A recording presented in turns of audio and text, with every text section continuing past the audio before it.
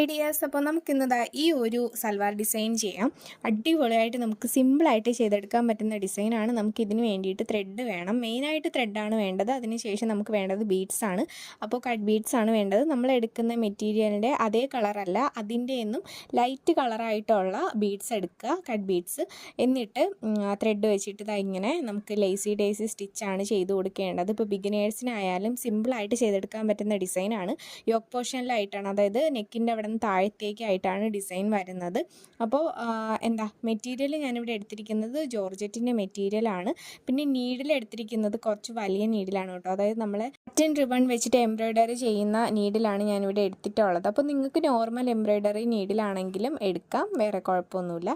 അപ്പോൾ അതിനുശേഷം ഇങ്ങനെ ലേസി ഡേസി സ്റ്റിച്ച് ചെയ്ത് കൊടുക്കുക. പിന്നെ ബീഡ്സ് കോർക്കാൻ വേണ്ടിയിട്ട് നീഡിൽ നമ്പർ 12 ആണ് എടുത്തേക്കുന്നത്. ഇതിൻ്റെ ഫുൾ വീഡിയോ യൂട്യൂബിൽ അപ്ലോഡ് ചെയ്തിട്ടുണ്ട്. അപ്പോൾ അത്രയേ ഉള്ളൂ ഡിയേഴ്സ്.